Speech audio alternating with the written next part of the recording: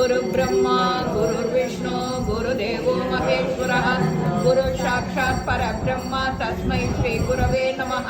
गुरवे सर्वलोकानां विषजे भवरोगिणां नितये सर्वविद्यानां श्रीदक्षिणामूर्तये नमः। ज्ञानानन्दमयं देवं निर्मलस्फटिकाकृतिम् आधारं सर्वविद्यानां श्रीहयग्रीवमुपास्महे। माणिक्यवीणामुपलालयन्तीं मदालसां मञ्जुळवाक्विलासां माहेन्द्रनीलद्युतिकोमलाङ्गीं मादङ्गकन्या मनसा स्मरामि।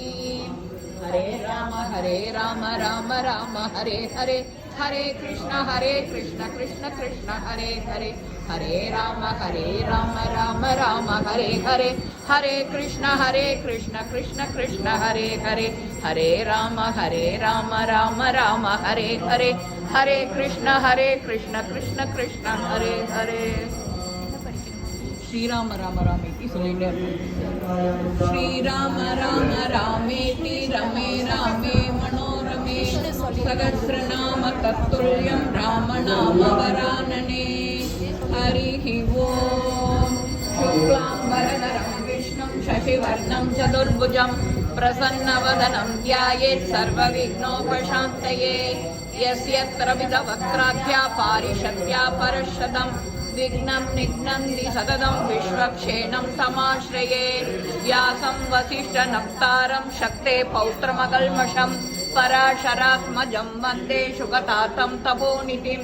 व्यासाय विष्णुरूपाय व्यासरूपाय विष्णवे नमो वै ब्रह्मनितये वासिष्ठाय नमो नमः। अविकाराय शुद्धाय नित्याय परमात्मने सदैकरूपरूपाय विष्णवे प्रभविष्णवे।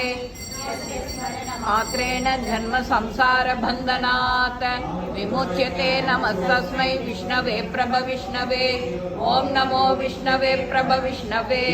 श्री वैशंपायन उवाच श्रुत्वा धर्मान् शेषेण पावनानि च सर्वशः युधिष्ठिर शान्तनवं पुनरेव्याभ्यभाषत। श्रीयुधिष्ठिर उवाच किमेकं दैवतं लोके किं वाप्येकं परायणम् सुवन्तकं तमर्चन्त प्राप्नुयोर्मानवं शुभं। को धर्म सर्वधर्माणां भवतः परमो मतः किं जन्मुच्यते जन्तुर्जन्म संसारबन्धनात्। श्री भीष्म उवाच जगत्प्रभुं देवदेवम् अनन्तं पुरुषोत्तमं स्तुवन्नाम सहस्रेण पुरुषः सततोदितः। तमेव चार्चयन् नित्यं भक्त्या पुरुषमव्ययं ध्यायन् स्तुवन् नमस्यं च यजमानः